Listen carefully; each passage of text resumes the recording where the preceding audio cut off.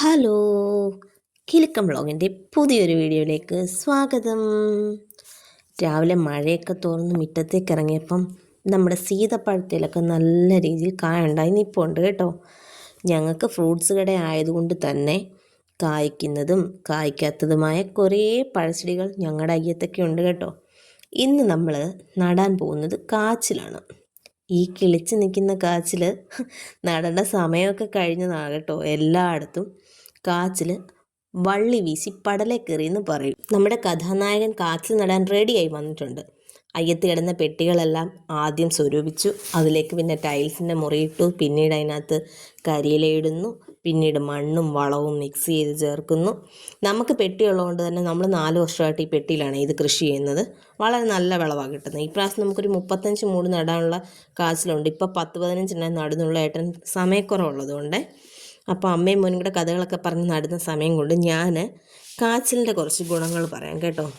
ഇപ്പോഴത്തെ കുഞ്ഞുങ്ങൾക്കൊന്നും എനിക്കൊന്ന് കാച്ചിൽ എന്താണെന്ന് പോലും അറിയത്തില്ല. പക്ഷേ അറിയണം, കാച്ചിലിൻ്റെ ഗുണങ്ങൾ അറിയണം. കാച്ചിൽ കുഞ്ഞുങ്ങളെ കഴിപ്പിക്കണം. കേരളത്തിൽ സുലഭമായി കൃഷി ചെയ്യുന്ന ഒരു കിഴങ്ങ് വർഗ്ഗമാണ് കാച്ചിൽ.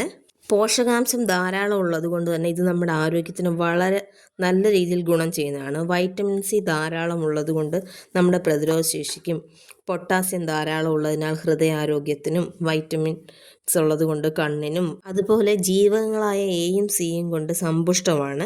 കാച്ചിൽ ധാരാളം ഫ്ലമനോയിഡുകൾ ഉള്ളത് കൊണ്ട് പ്രമേഹ രോഗികൾക്ക്, ഷുഗർ പേഷ്യൻസിന് നല്ലതുപോലെ കാച്ചിൽ കഴിക്കാം. സാധാരണ പറയുമല്ലോ, മണ്ണിലടിയിലെ ഒരു കിഴങ്ങ് വർഗ്ഗങ്ങളും ഷുഗറുകാർ കഴിക്കരുത്, കാച്ചിൽ കഴിക്കണം, മസ്റ്റായിട്ടും ഷുഗർ രോഗികൾ കഴിക്കണം.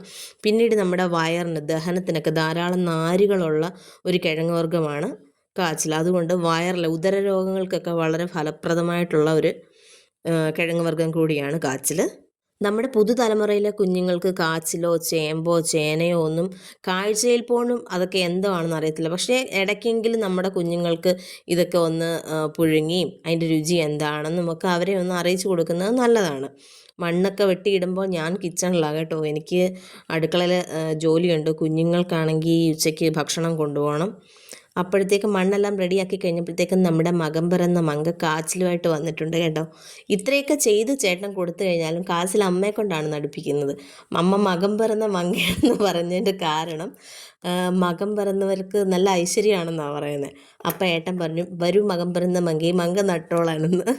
എല്ലാം ഇട്ട് പുരട്ടി കുഴി വരെ കുത്തി കൊടുത്തു കഴിഞ്ഞപ്പം അമ്മ അത് നട്ട് കേട്ടോ. നേരത്തെയാണെങ്കിൽ ഈ കൃഷിക്കാരി ഒന്നും ചേട്ടൻ അറിയേണ്ട കാര്യമില്ലായിരുന്നു. അമ്മ പാവം എല്ലാം തന്നെ ചെയ്യുമായിരുന്നു. ഇപ്പം അമ്മയ്ക്കുമായി, അമ്മ പ്രായമായി വരുമല്ലയോ. എന്നാലും ചെയ്യേണ്ട രീതികളൊക്കെ അവിടെ പോയി നിന്ന് പറഞ്ഞ് നല്ല രീതിയിൽ പറഞ്ഞു കൊടുക്കും. ഏട്ടൻ അതുപോലെ തന്നെ ചെയ്യും. വളമൊക്കെ ഇട്ട് മണ്ണിൽ നല്ല രീതി.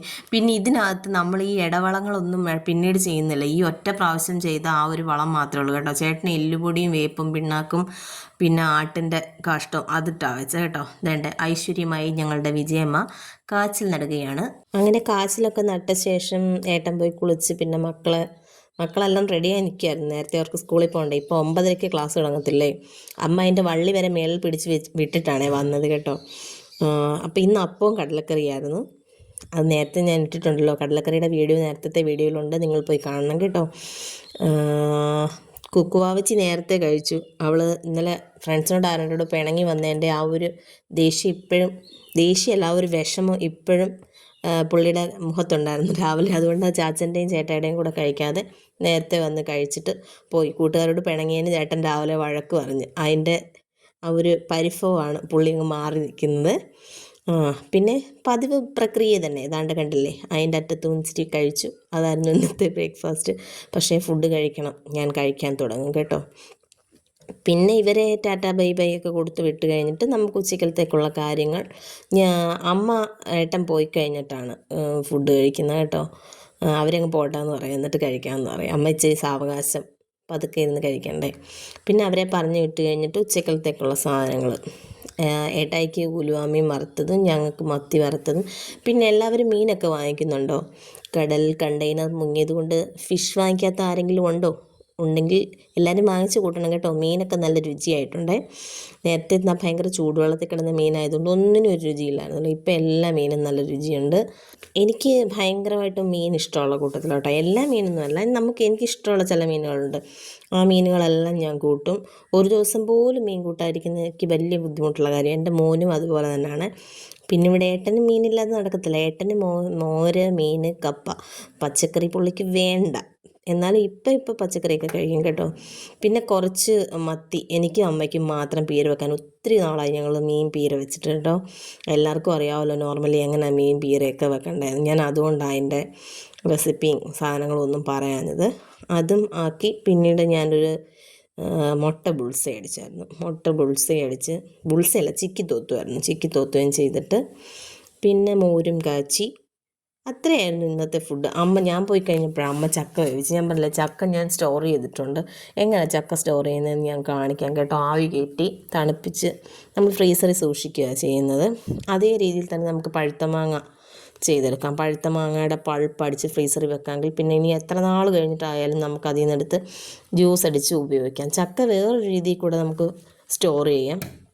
നമ്മൾ ഉണക്കച്ചീനിയൊക്കെ ഉണ്ടാക്കത്തില്ലേ, അതേപോലെ തന്നെ നമുക്ക് ചക്കയാണെങ്കിൽ ചെറിയ കഷ്ണമാക്കി, ഈ ഉപ്പേരി ചിപ്സിൻ്റെയൊക്കെ കഷ്ണം പോലെ ആക്കി വെയിലത്തിട്ട് നല്ലതുപോലെ ഉണക്കി സൂക്ഷിക്കാമെന്നുണ്ടെങ്കിൽ എത്ര നാൾ വേണമെങ്കിലും വെളിയിലിരുന്നോളും.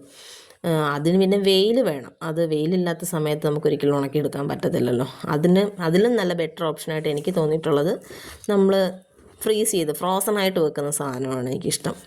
പിന്നെ നമ്മളൊരു മോരും കൂടെ കാച്ചിട്ട് ഇന്നത്തെ പരിപാടിയൊക്കെ അങ്ങോട്ട് കഴിച്ച് ഞാൻ കടയിലോട്ട് അങ്ങ് പോവാം. ഇന്ന് ഫുഡ് കഴിച്ചിട്ടാണ് പോയത്. ഇന്ന് മഴയായതുകൊണ്ട് ഞാൻ ഇച്ചിരി ലേറ്റായിട്ടാണ് പോയത്. പിന്നെ എൻ്റെ ചാനൽ കണ്ടുകൊണ്ട് മാത്രം ഇരുന്നിട്ട് കാര്യമില്ല. നിങ്ങളൊന്ന് സബ്സ്ക്രൈബ് ചെയ്യുകയും ഒരു മെസ്സേജ് അയക്കുകയും ഒന്ന് ലൈക്ക് ചെയ്യുകയും മറ്റാർക്കെങ്കിലുമൊക്കെ ഒന്ന് ഷെയർ ചെയ്ത് കൊടുക്കുകയും ചെയ്യും. അപ്പോൾ ബൈ ബൈ.